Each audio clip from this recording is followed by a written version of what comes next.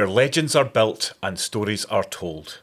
From young rising star to the heroes of old. Welcome to the Burnie Podcast. So on tonight's episode we've got a new sponsor for our 2012s. There's a new shop that's opened up and we're going to chat to rising Blackburn star Ben Reilly. But first, although the seniors had a free week, the backroom staff were very busy down at the Purdy Worldwide Community Stadium as we welcomed not one, but two new signings to the Burnie. Joining us from Bo'ness Athletic, we have Michael Beagley, and after stints at Hearts and Whitehill Welfare, we welcome Declan Henry to the club. Jared, what can you tell us about these new signings? I know a wee bit about Michael, so I went to school with his brother. All right. Michael's always been a good football player. He was at Hearts. He was at a performance school in Edinburgh, and then I think he was at Dunfermline before he joined Bo'ness. So, Michael's always been a good player. So when I heard about that one, I was quite surprised. I was like, that's quite a good signing. Not heard too much of Declan, but it's Andy's discretion. So I'm sure he'll do really well if it's Andy's judgment. Absolutely, and Andy we trust. How did the 09s get on at the weekend? We played in the regional cup. We beat Pennycook 10-0. 10-0? Yeah, just the 10. Just the 10, just into the double figures. And who have you got this weekend? We've got Scottish Cup against Stirling Albion. So we played them in a friendly in pre-season and they beat us 4-0, but it was our first game back and we were horrendous. Really unfit, but we've been kicking on recently, so hoping to go up there and get a result, which I think we definitely can do. Based on the first half in the friendly, we can definitely get a result, but I think we just ran out of steam and they just kind of got over us really. So it'll be a tough match because they got to the quarters last year. Obviously we won it, so there's a wee bit about. There's obviously that wee bit of they're playing against a team who won it, but we're also wary that they done really well last year. So going to be a nerve-wracking one, but I enjoy the games. I always say to the boys, like, I enjoy the type of games because, like, see, beating Pennycook 10-0, there's no much coaching you can do. It's, in my opinion, can get boring. It's really a training match, really. Whereas Scottish Cup, you're constantly, like, with tactics boards out, you got a notepad, you're speaking about changes, it's high intensity. That's kind of why I get involved with it. I look forward to that then. What about yourselves, the 11s? Yeah, we had the Blackburn derby. We had the two 2011 Blackburn teams going against each other. And as predicted, it was rather feisty. I think there was, I can't remember how many yellow cards. We did get a few of them and one red card. I think Graham was slightly over exuberant in the first half. I had to calm him down. But again, we lost 1-0, but it was a very, very tight game. I do think the other 2011s were the better side. But again, I don't think the guys had their heads in the game. As soon as I think you'll find that any sport, as soon as you lose your head, you've lost the game. And I think quite a few of them kind of lost it at several junctures. And I mean, a game like that is just kind of one on mindset, I think. Yeah. You know what I mean, the pride of Blackburn at stake. So, but yeah, no, that was all right. So, what about this new shop as well? I'm not too sure. Okay. This is me once again not doing my research. Well, apparently the CAB, so it's the Community Action Blackburn, are opening up a little community shop in the Blackburn Partnership Centre. It's open every Thursday, 4:30 to 5:30. Entrance via the rear gate. I have heard of that. It's just taking a wee second to process. I've been doing a lot of work this week, guys. It'll take a wee bit to come back to me. But no, it's good news for those who are struggling financially this time of year, especially at Christmas. So if you need some supplies, then just pop down on a Thursday. Is it Thursday that they're running now? Yeah, Thursday. There's lots of stock and they offer £3, £4, £5 items at the shop. So no, that's really good. Yep. One of our 2012 teams has got a new sponsor. You may recognise the new family-run local business Bridges Properties as the new sponsor of the team. Here's a pic just before they played in the Scottish Cup and won 5-2 in their new strips, their new white strips, I may add. I mean, that's definitely got a wee bit of sentiment to my team because that was the kit that we wore in basically every Scottish Cup game last year, so it's a wee bit of a thing where we don't wear it. We wear the black one because it's like we don't wear it in the streak. It's like if it's a big game, we know we're going to be in a game that's like a massive game, put the white kit on. 100% put the white kit on, we win the game. That's every good. Time. At least it was on the grass though. That's white. True. That's true. And do you know what? I also found out, I was speaking to Kerry Burns, discovered what the colour runs were about. Is it just to be cannons? Well, no, it's not. What they do in order to raise some funds is they organise a specific run. I think here we normally do it round the big grass park. You know, there's a path right round the top park. And at various junctures, they all wear white t-shirts, and at various junctures they've got all the coaches stand, and as they're running, they throw the powder and they run through the powder, and obviously it makes nice pretty patterns on the t-shirt. So I'll stick up some pictures of that, but I think it's a good revenge one for the coaches if you're standing there throwing powder at the kids and stuff like that. Aye, because obviously the teams that done it, the kids obviously done the ice bucket challenge on their coaches in the summer, so it's a wee bit of revenge. That's what I thought. I'd love to have seen the kids get drowned in water, but I can't do that. Aye. Change domination. Cool. Talking of other shops, we also have the merchandise. So we've got hats. We also, do you know what we also have? Hats, scarves. Did we get gloves? I'm not sure we got gloves, but I was speaking to Trevor just before we came on, and we definitely have water bottles. Oh, aye, that'll be good for the kids then. Yeah. Because I see them, they all show up with like these ones, and it like obviously it lies in the park, and then people, well, poor Ali Redmond has to go and clean it up. I know. Well, I just think it'd be really cool seeing all the kids with proper Blackburn water bottles. Yeah. So Yeah, if you're wanting to purchase any of the Blackburn merchandise, get in touch with a committee member, or indeed Trevor. I think I'm also going to have some stalls during training some nights, so you can actually purchase some of the merchandise on the night. So make sure your mums and dads bring some cash, and you can buy a hat and stuff when you go down to training, especially when it's getting this cold weather. Well, brilliant. But moving on, so we've kept him waiting a wee bit. So in the hot seat tonight, we've got a man that's only been signed with us for a few months, but he's already big name and a big impact of a Man of the Match award and a SM Media Player of the Week award. Unfortunately, he's out injured just now, probably why we lost a couple of games a couple of weeks ago. But he joins us in the hot seat tonight. It's Ben Reilly, so welcome to the podcast, Ben. Yes, welcome, Ben. It's great to have you on. First things first, can you explain the injury to us? What happened? What's the diagnosis? And how long until you're back on the field? So obviously against Armadale, I just went and pressed the boy and trying to turn, and I've went over on my ankle, and it's torn the ankle ligaments. So I was at the physio. It would have been Tuesday night. So that was my second session with him. So he's really happy with how it's going. So I'll actually be at the park tomorrow, and I'll be slowly trying to jog on it, doing a wee bit more ball work, and introducing that, and just slowly trying to build myself back up into training over the next few weeks.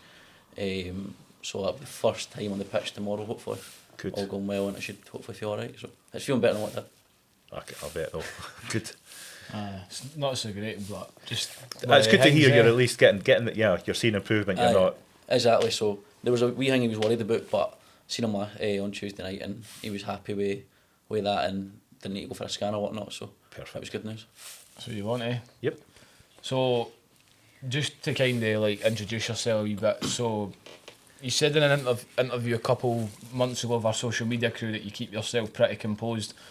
Is that always the case, or does that go out the window when you start playing?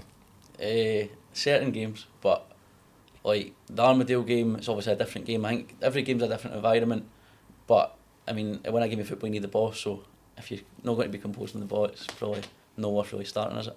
Aye, no, you're right, mate, definitely. Can't play with a head that's wandering all over the place, eh?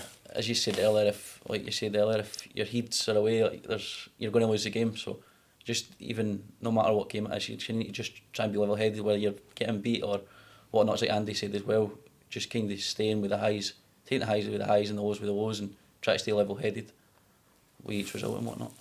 So I like the word composed, but can you think of the last time when you weren't so composed, whether if it wasn't on the pitch or... Probably quite a lot of games last season. Right. When I was playing last season, probably quite a frustrating season overall. Wasn't playing loads. Most sessions probably wasn't that composed because you're not playing, trying to impress. Probably angry you're not playing. We were getting beat quite a lot. So I probably definitely most of last season. Do you find that frustration is more common off the pitch than on the pitch? You think once you're on the pitch you can... once you're on the pitch, because you're not really thinking of like the last game that you got beaten or like the last team you ever played, like the frustration is probably when you're sitting watching. Yeah. More so than playing, because when you're playing, you're obviously just focused on trying to, one, play well, and two, get a result. So I think the frustration or the lack of composure comes from when you're off the pitch and you've got loads of thoughts going through your head, like, why am I not playing, whatnot. Aye. And is that, obviously you said maybe last year about maybe being not so composed, not playing. Is that why maybe Blackburn now starts to feel a bit like home? And that's maybe why you signed here in the first place? I definitely, I'd left Gala, went to Pennycook, didn't quite work out. And then I spoke to Andy for a number of weeks, probably 3-4 weeks, until I'd signed, and kind of just wanted to make my decision, because I knew I wanted to go somewhere, I wanted to play football the right way, similar to what we've done at Gala, and play in a good environment with a nice pitch, good facilities, and under a gaffer that puts a lot of trust in his players and whatnot. Yeah, and why like Blackburn? Like, I don't know if you had any other offers on the table, but I heard that you do travel quite a bit to get here, and there's obviously probably clubs round about you that do have the AstroTurf and facilities like the Swifts or Musselburgh or whatever. No, Blackburn was just a club when I was younger, obviously. So when I was really young, I was at Hibs with Brian Smiley, and Brian's probably one of my favourite coaches that I've ever had. I just liked the way he was with us, and whatnot. So my mum and dad have always kept in touch with Brian, and then when I'd left Brian left Hibs, and I'd left Hibs when I was younger, and I'd actually went and trained with Brian's old free team with Owen Smiley and whatnot. So I'd went and trained there for quite a few months, and then I'd always played with Spartans in Edinburgh, and then when I became available there, Brian had texted my mum just saying, "Okay, what's Ben thinking, whatnot?" And then kind of just got speaking to Andy, and just I liked the way Andy spoke. I came up through a few games. I liked the way the boys played. It's always a good dressing room, and also just like the way the club's going and the way we're pushing forward in terms of our league position. You can see what we're trying to do. So it was kind of and you kind of know as well, like if you play rubbish, you'll just get demoted to Brian's 20s. So exactly. That's the whole reason behind the move. That's why I'm working so hard to try and stay in the first team. So talking at home, what was kind of your earliest memories you've got of playing football at home? Probably playing for Musselburgh Youngsters, which is another team in Musselburgh. Obviously there's Windsors. Youngsters is kind of more like the East Lothian League team. Right, okay. So kind of my earliest memories was probably playing in that with all my schoolmates. So we all played in that team rather than Windsors. And probably growing up playing in that, for like maybe 5-year-old I want to say, I think I started. 5 or 6, it was definitely when I was still in nursery. To be honest, I don't really remember much of that. Kind of just remember when we went to kind of our first like 7-a-side game mostly. I don't really remember. I remember a wee bit 4-a-side and all like the daft games you done, but it was more so that, and then like moving as I got older, kind of have a better memory, like moving to Spartans, moving to Hibs, whatnot, and playing there. Yep. And what club out of all those that you've mentioned probably shaped you the most as a player? Probably none I mentioned there. Probably St Johnstone when I got older. My coach at the time was Alan Maybury, and he probably was the one that I'd probably say he's definitely my favourite coach, definitely the best coach, probably one I hold highest that I've ever worked with in terms of when I was at St Johnstone we had to mop the changing rooms, sweep them, mop the corridors, clean the showers, pump the balls up, take them around for the first team. So it was like a good lesson of life, and then in terms of like your grounding, it was quite old school, like you done players' boots. I mean, I got 7:30 train for Edinburgh. I wouldn't get home till 6:30, 7 at night. Maves was really good in terms of like off the pitch, made sure you were like taking care of yourself, making sure you were fine at home, because you knew there was a lot of travel involved. And then on the pitch, Maves was brilliant, probably the most I've learned in terms of you were young, but he tried to set you up tactically. Like because he worked with the first team, anything the first team done, he would try and implement in our training. Every session was based on who you played that Friday night. It was good to learn he kind of showed you the tactical side of the game quite young, and he's probably the one that was most like influential in terms of grounding wise and whatnot. Oh, brilliant. Good. So, what do you think is the biggest learn that you've learned from moving between the clubs, like that you didn't expect to learn? Um, Has it been that you don't actually mind the travelling? I would probably say sign for a club that you can travel far. Gal was probably the one that I enjoyed the most with the travelling. You probably learn that you think you want to go to a club where it pays really good money, it's right on your doorstep and whatnot. But I probably learned that Gala was probably the best in terms of, like, we all went on holiday in the summer there, our car school, before there. So, like, you probably learn that, like, you'll make better mates in adult football than you will anything else, I would say. But, No, that's cool. And then probably just learning, like, the dirtier side of the game since I moved for youth football. And every team's different because every team has a different style of football. Every manager's different, so the way you play here is different from how you'd play at Pennycook, how you play at Gala. So probably try to learn how to win games for different managers is certainly different. And probably how to not take everything as serious, because a lot of things get said in changing rooms by managers, and you just just forget about it. Just take it on the chin. Aye, just don't let it bother you because it's probably been said in the heat of the moment. Just it's always like in the best interest of the boys, like no manager walks in to attack players and call them names. And if they do that, it's just because they've got the best interest of the team at heart, and they just want to sort of get them a wee bit more upbeat for the next training session or whatever. I probably just, as much as you need to take it serious, probably try and take that part a wee bit less serious. Just kind of take it week by week. And just enjoy it. Probably just try and enjoy your football as well. Probably learnt that as well, because you only do it 2 nights a week. Before you'd done it full time and you were in every day and you were in maybe 3-4 days a week, and if you weren't enjoying it, it was like, well, I'll enjoy it the morning. Whereas if you're on a Tuesday night you don't enjoy it, you've got to wait 2 days until you can enjoy it again. Do you know what I mean? So probably try to just learn to enjoy it as much as you can, because it can be over probably quite quick. Yeah, definitely. And sort of speaking, if you're going like maybe before you're full time with St Johnstone or whatever, starting to maybe get to the point where you think in your head this might not work out, how did you sort of battle that, and like what are you doing now outside of football? So I probably started to realise it didn't work out when I was about 17, 18 maybe, when I was leaving Hibs at the time, because I'd left St Johnstone, went to Hibs for a year, and probably quite soon at Hibs I probably realised that it's maybe not going to work out here, and then it probably took a wee bit longer to realise than it should have maybe, and then the last few years just try to like figure out what's best, because growing up I would only go to school maybe 3 days a week, go to St Johnstone 2 days a week, and just balance my schoolwork like that. So I always thought, well, I'm going to play for St Johnstone no matter what, kind of had that mindset, and then to soon realise that, because it happens quite quick, you can go from being up there to down there, and that kind of happened very quick. So probably it takes a while to realise that like that's not going to be the dream. So I started my apprenticeship quite late. I started that at 20, so I'm in my second year now. I've done a few jobs in between, like a wee bit of coaching and whatnot, and just try to figure out what you want to do, because I mean you're going to be working until you're 60 anyway, so 65 whatnot, so in no rush really. There's no room to make it pro anymore? You're only 20, 22? Nah, probably not. No. It's a couple of one-to-ones? A couple of one-to-ones of you, mate, maybe, aye. Aye, we need to find it. I could take you to pro, like I'm being serious.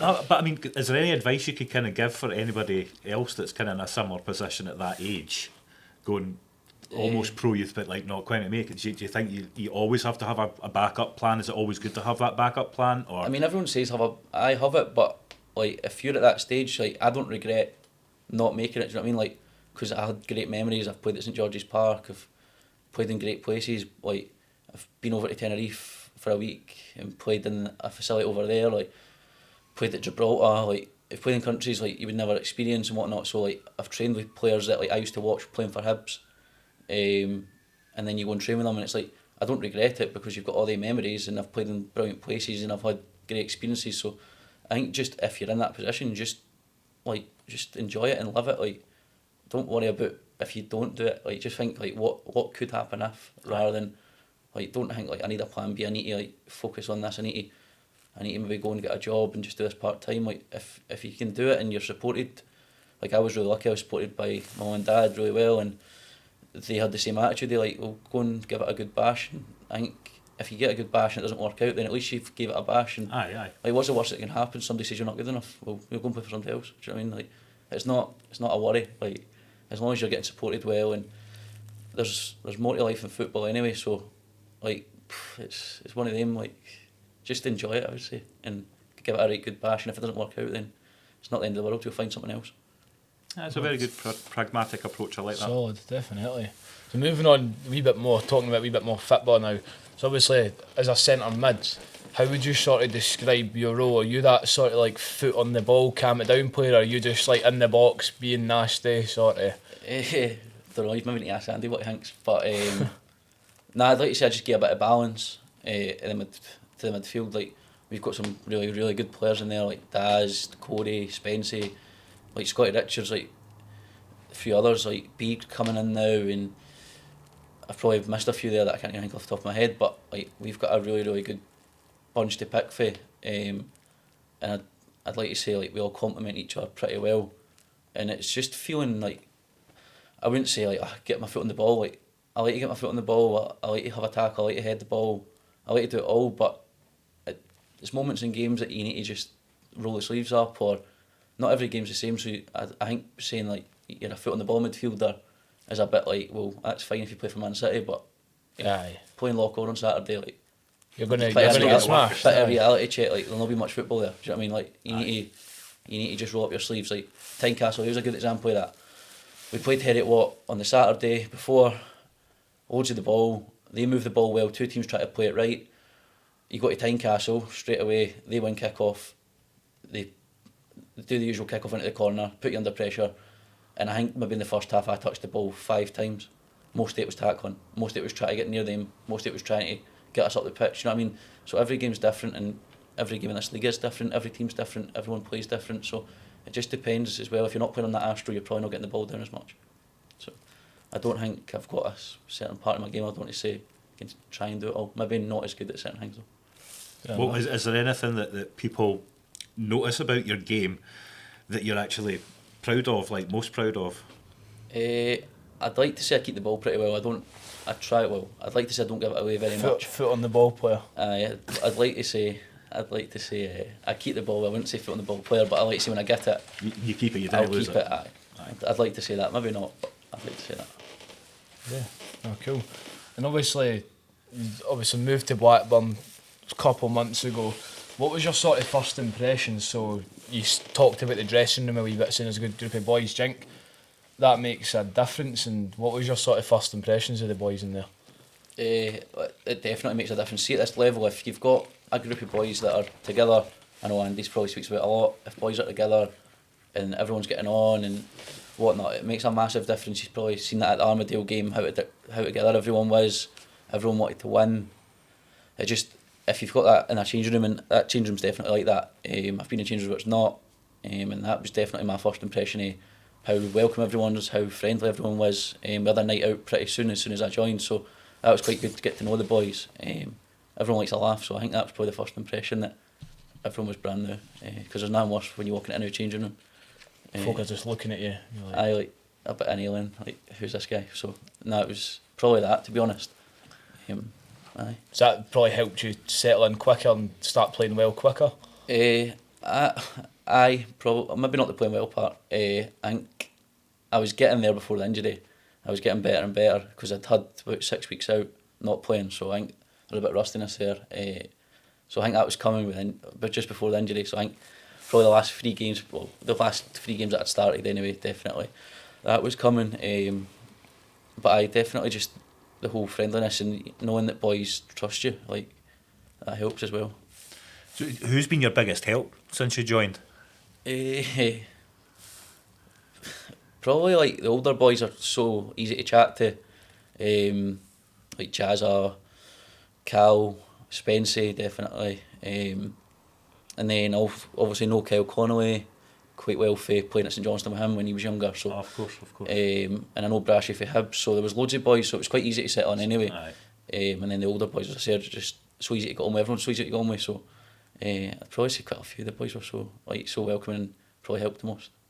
And then obviously the gaffer's got it like that anyway, so it's a good environment and whatnot. So it was quite easy. No, great.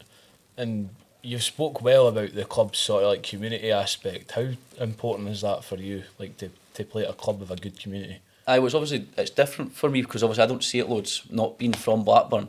So obviously I hear about it a lot, but I played for Spartans when I was younger, and like obviously the community aspect there's huge, and it's similar through here. Like I turned up early for the Preston game, and there was a Scottish Cup game, and there was a really good crowd, and it's obviously good to see because if you're younger and you're playing in front of a good crowd, and you get a wee bit of buzz and whatnot, and even seeing like the older boys there watching and whatnot, it's definitely good, and to have that below us, knowing that like Brian's 20s are really good. So if we're short, like if we've got a few injuries, you know that like Alfie, for example, played for us, and like he doesn't look out of place. You know what I mean? Like he comes in and he settles in really well and whatnot. So it's good that you know like the club's producing that. And do you feel more responsibility playing for a club that means so much to its town? I definitely, there's a wee bit more pride in it, especially like obviously I've not been here long, and it's hard because coming from Musselburgh you don't know loads about like how much it means to the town. Obviously Musselburgh have their own team, and I know how much that means to Musselburgh, and I've probably seen it most at the Armadale game, and how like delighted like Brian Meekin was, for example, like put so much into the club. Obviously he's been at Blackburn for years, and you see how happy like us beating Armadale made him, and like I can understand it for there obviously, and how nice it is when you make somebody that happy. Aye. Because he was delighted. Absolutely buzzing. Aye, no, Brian loves the Blackburn. Aye. It's one thing you've probably found out quite quickly. Eh? Aye, he's always there. Aye. So going a wee bit more off the pitch, I don't know why you've said this, but you've said you'd choose a quiet coffee over a big night out. When did that change? Did I say that? Aye. Did I say that? You must Don't know, have. it was on the social media, the interview thing. Alright. Or maybe somebody was telling lies. Is Alright, that true? Is that true? It's half and half, like. Night out or a night in? It depends where the night out is, definitely. If it's just an Edinburgh night out, I'd probably have it in the house. Would you rather go in Glasgow or? I've only been in Glasgow once, but probably would rather go in Glasgow, aye. It's a lot better, it's less faces, you know. It's just a different scene. I've been going to Edinburgh since I was 18, but nah, I don't think I did say that, to be honest. Maybe I did, but I do like a coffee, mind you, but... What about golf or paddle? Is that true? Aye, that is true, aye. Right, okay. How'd you get that one? We've got the best researchers in this show. That's quite good, aye. It's a joke. It's a hard one. It depends. I only play golf maybe once or twice a year in the summer. Right. We get a few rounds with the Gala boys and whatnot, and we'll go and play. Paddle's more a regular one. I've not played in a few weeks, mind you, even before my injury, but I would try and play if we can get a game like it. I'd probably say paddle because it's more regular, but... Aye. It's certainly an up and coming sport. I've seen loads. When I was down in London, there was pitches all over the place. Aye. It was mental. You see the Power League that does all the football pitches, they've just, and the ones in Portobello and Sight Hill, they've literally knocked down like 2 pitches and not a big massive paddle thing. It's there's stupid. 2 paddle courts there now. It's stupid. Well, it's not good for football, but it's good for a paddle court because I think it'll just die though. It's just a trend. Aye, maybe. See how No long it offence. lasts. No offence. Do you think football's made you grow up quicker than like maybe your pals that haven't played football? To me, you've got a lot of experience going to all these countries and stuff like that. You know what I mean? Aye. Well, maybe your level of football compared to your other friends who didn't have that. I probably in terms of like, I'd stayed in digs for a couple of weeks when I was at St Johnstone. I know that I overly liked it, but like you had to stay in digs if you were travelling quite a lot, so you were staying away from home, and like Hibs, you were going down to St George's Park, you're away for the weekend, you're having to live yourself, you're having to make sure you're eating the right food, obviously you're advised quite well and whatnot, and even like getting the train to Perth every day, like it's 7:30, like you're having to make sure you made that train, otherwise you'd be late to training. So I've probably been quite young, like done that probably since I was like 13, 14, so quite a lot of responsibility at that age. And, yeah, that's like... I know it probably did help, and even just like the grounding you get as well with football, and like the full-time environment and whatnot, and learning like how to speak to people properly and how to treat people with a lot of respect. Like that was a big thing at St Johnstone. You treated everyone with the same level of respect, whether that was Tommy Wright or the groundsman. Like we were helping the groundsman all the time, like so you had to treat them with the right level of respect, definitely. So I probably did. Good. So I believe from the researchers, is it 2 cockatoos? Aye, 2 cockapoos. We're actually getting another one just before Christmas, so we'll have 3 now. So okay, so what do you think is going to be harder then, looking after 3 cockapoos or football training? Well, with the ankle now, definitely football training, because I've got my mum and dad. My mum and dad can look after the dogs. But no, to be fair, the cockapoos are fine. They're one of them's a bit wired to the moon, but they're usually all right. So probably the football training. Aye, superb. So, What's your karaoke tune? I don't actually have one, to be honest. You're not I know you're going to say that. Proclaimers fan? I just got tickets actually to go and see them in Edinburgh, but it's the next November, so it might be a Proclaimers song. It wouldn't be Sunshine and Leaf as much as it's probably one of my favourites. Are you happy? It's probably one of my favourites, but I wouldn't sing it on karaoke. I think everyone would probably just walk out and go home. It's a bit sad, isn't it? So probably not that one. Maybe The Joyful Command at Bose is one of my favourites. Okay. So you're talking about going into the dressing room, and I think we were talking as well the other week there about music in or out the dressing room, and I know the music's normally bouncing in our dressing room, but who's got the worst music taste, or who's in control of the music in the dressing room? Is it Andy, or do you get a choice? Or? It's not the iPad. It's no, Beansy puts it through the speaker. Right. So it had to be Beansy. Nah, his tunes are decent, to be fair. It's kind of what I would listen to. Right. Kind of like a bit house music, kind of what you hear in Ibiza. It kind of gets you up for it. So no, I would definitely have the tunes on the changing room. I don't know how I'd throw under the bus, to be fair. I've heard Martin doesn't like the music, so I'm assuming what he would like wouldn't be my cup of tea. Your cup of tea. I'll throw Martin under the bus there. Brilliant. And who just is it? So you're saying like Martin, should he be allowed near it? I think, or who? Or I mean, he's probably one of the last ones I would pick to put on the tunes. Like, is there anyone just in your time so far? Has there been anyone that's went on it and you just went get off? Well, it seems to just be Beansy, so it's hard to say. He doesn't let anybody else on it. Has he ever had a bad performance? Or he did, aye. Before the Preston game, it wasn't actually his fault. He was trying to get it on the iPad because the speaker wasn't there. He was trying to put it through the telly, and I think Andy's playlist was coming through the tannoys. Somebody's playlist was coming through the tannoys, but I was playing in the change room too, and it was a bit rubbish, to be honest. But it wasn't his fault. He eventually fixed it. So. What was the song? It was just like your chart music. It was like listening to Heart Radio. We've got some written for that. So you also said that your first kind of senior goal felt different or felt special compared to the junior goals. Why is a senior goal different? Is it just that age group? Is it because of the fans? Well, my first senior goal was for Musselburgh, so it was probably quite a nice feeling to score for Musselburgh. That wasn't that special. It was against Pumfast and it was like 8-0, so I think it made it 8-0, so I don't think that was that special. And then my second, I've only scored 3, so my second one was probably my favourite. That was against East Kilbride to put us 2-0 up away from home, so that was quite a not special, but memorable. It was more memorable. I think scoring a senior goal is a lot harder to actually do it, to be honest. In terms of like going for like youth football to playing senior football, so I think that's probably why they make it a wee bit more. So they don't come around like that often either. So it's quite nice when you get one. You're like, that's quite a good achievement, especially scoring a bigger game like away at a bigger team or whatnot. Especially when you're not an actual forward or striker. You're midfield, so it's a pretty nice feeling. So hopefully I'll manage to get one before the end of the season. I hope so, especially looking at your previous performance so far. Like, man, you're guaranteed you're hopefully get a good one. Yeah, definitely.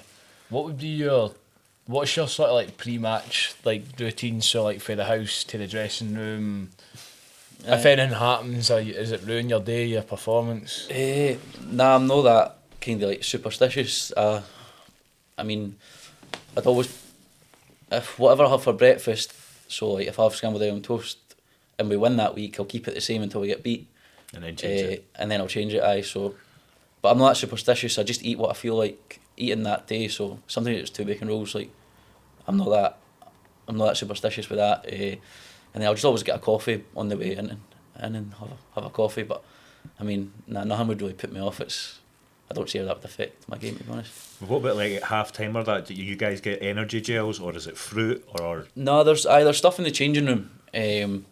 But I usually just have a drink of water. If I have something to eat, end up feeling sick. Fair enough.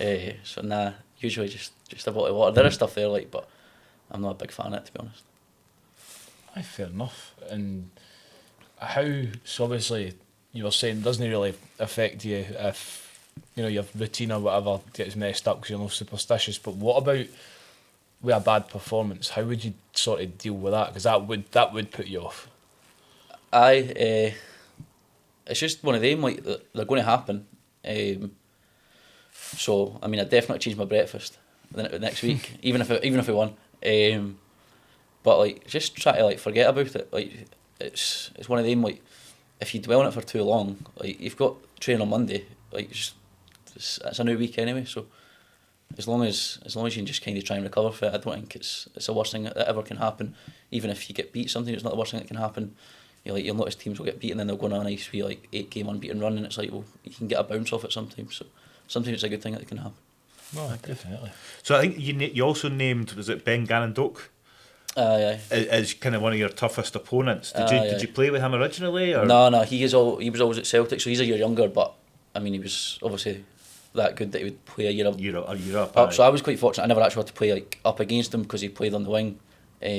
But I mean, if you end up in a foot race with him, it was best just not starting, just let him go, because he was really good. Like, and he's the exact same as what he was then as what he is now. Like, he's not changed one bit. So direct and so fast, and just plays like off the cuff almost. And that was the exact same back then. And obviously, when you're 14 trying to chase somebody with the speed that he's still got now, you're not catching him. So he was probably the toughest, but probably the toughest like athletically I've played against. There's probably a lot more better technical players, but he was, because he was so athletic, it was just it was so hard. Game over. Yeah. And was there anybody that we might know that was quite easy to play against? Obviously that's quite hard because you guys like Doak, they're obviously phenomenal, but is there anybody that we might know that was not so great? Actually, you're rubbish, you know. No, there's probably a few boys that like you see have done well for themselves, and at the time when you played them when they were younger, they were not great, but I mean, I wouldn't name any names, but now there's a few boys that are playing for clubs in the Premiership and that, and you're like, well done, because I thought you were hopeless. But everyone develops at different times, so it's probably the case more than anything that they were maybe just not great back then, but look at them now and they've done well for themselves. Name names after the podcast, though. Absolutely, I'm asking. So we've got a bit of a quick fire round here. I know you did one as well with it. Red or brown sauce? Brown. Tea or coffee? Coffee. Early bird or night owl? Night owl, probably. VAR, what do you think? I keep it, Aye. I just try and improve it, but keep it, because it should work, but it doesn't really. But it's too subjective, probably. Like, it depends what refs in the VAR. Like, all the rules are just that subjective that you don't know what you're getting. So if you keep it and actually make the rules just solid, like straight down the middle, it'll work. But then now probably loads of folk will say no, but I don't mind it. How long until AI takes a role and is actually delegating whether or not it's a penalty or offside? Because it's... Well, did they not start that with automatic offsides? I think the automatic offside's alright, because that's something you can just look at, but I think, like, see all this stuff, like, is that a foul, is it not? I don't think you can have a robot doing that, because you can slow something down and make it amount out of mohawk. Make a header look like a UFC battle. Do you know what I mean? Yeah, true. Okay, home or away? Probably home on the Astro. What's the toughest away ground you've been to all time? Pollock. We played them for Gala in the Scottish Cup. It was a horrible place to play football. Right. That was an enjoyable game. Messi or Ronaldo? Messi. Training or match day? Oh, match day. Aye. Good stuff. So you were you Hibs, Hearts? Hibs. Hibs, aye. Would you rather Hibs won European glory or Scotland winning the World Cup? Probably Hibs winning something, aye, definitely. I've only really got to experience it once, and it was the Scottish Cup, and I was probably too young to actually take it all in. Enjoy it, aye. I remember it, and I was there and whatnot, but aye, definitely Hibs winning something, and they were Mulder. Good stuff. I remember that game. It was upsetting. Don't want to go there. Moving on. Aye, so obviously, hopefully got a long future at Blackburn. What's your sort of ambitions with the club? Well, obviously, everybody that we've asked so far says like getting promoted and that, but just diving into a wee bit more detail, Yeah. What's your sort of personal ambition? Well, obviously the obvious one is the promotion this season, whether that's going up through the promotion places or, I mean, I'd prefer to win the league. So definitely that, and then I think when you go up, the most important part, everyone will say it, is staying up, but if you go up, you don't want to just be there to take part, you want to try and really push on and kick on, and, finishing the higher end of that league. So I hopefully obviously do what we can this season, go up, and then really push on next season, and and then overall just try and keep going and pushing with the club and whatnot, and definitely try to win a trophy at some point, whether that's this season, next season, the next couple of seasons. Definitely try to bring a trophy to Blackburn, because it'd be quite a nice feeling. Brilliant. We look forward to that, mate. We really do. Do you think is playing at a higher level a goal of yours, or do you think the loyalty is more important? Yeah, well, I think it's both, isn't it? So I think he has to be careful. I think it should be both for any player, really. I think if you're at a club and you're getting treated well, there's obviously like a Blackburn, for example, like the loyalty's there, and then I think the goal with any player or any coach or whatever you do in football, I think you should want to go and be playing at the highest level you can anyway. So I think doing that and trying to go and play at the highest level with the team you're at is definitely the goal, and trying to, as I say, get promoted and go higher, and then even if we can go higher again, it'd be brilliant. So I think I have a bit of both there. And do you have that belief that you can get the promotion, you can climb the leagues? 100%. Like, I don't think there's anyone in our change room that would say, like, there's no reason we shouldn't get promoted this season, put it that way. Like, you look at the performances away at Armadale there, even before I came in, some of the results the boys picked up, and even Heriot at home, like, that's a great result. Armadale away, like, we've went and won big games when we've needed to, so I don't see why we can't. Definitely, man. So who do you think, apart from Brian Smiley, do you think has been your biggest influence in football? Probably what I said earlier, Alan Maybury. Aye, at St Johnstone. Aye, and then, like, there's loads. It's like mum and dad as well. Like, I wouldn't be playing football if it wasn't for them anyway. What a sacrifice. I like going up to Perth 3 times a week, having to drive me there and whatnot, and take me all the games when I went to Hibs, having to take me everywhere still, and there's a lot of sacrifice that goes into being a parent as well. So probably, like, I mean, they influenced it as well, because if they weren't doing that, I would have just played for Musselburgh. So, like, if it wasn't for them, definitely as well. And then coaches wise, definitely Alan Maybury was probably the one. Well, we'll make sure and tag him in this podcast. Aye. We can get Alan on the podcast maybe. Aye, we'll tag him and then we'll get him on. That'll be great. Definitely. And what would you tell your younger self right now? Probably like... Didn't bother, you're not going to make it. I get up, man. Probably, if you think you're working hard, work harder, definitely, because I always thought I was working hard, but I think probably just try and work even harder than you think you're working, because there's always somebody out there that's probably doing more than you away for it. Probably just that, to be honest. And just like, there's loads of things that will come later in life, like just focus on your football when you're younger, like, definitely. Everything else comes when you're older anyway. You're not missing out very much. Oh, I mean, you're still got many good years of playing left. You're still very young. What would you like to see if you could wave a magic wand at Blackburn? What would you like to see happen at Blackburn? Hey. New car park. I probably new car park, because, I mean, how tight that one is ridiculous. Like, I know who messaged the spaces. Seriously, like, it's shocking. You can't get a door out. And so definitely a new car park, but more seriously, as much as you want a new car park, I'm not that bothered. Mate, the curb's too small. My sensors don't even go off on a curb at half the time. I'm reversing.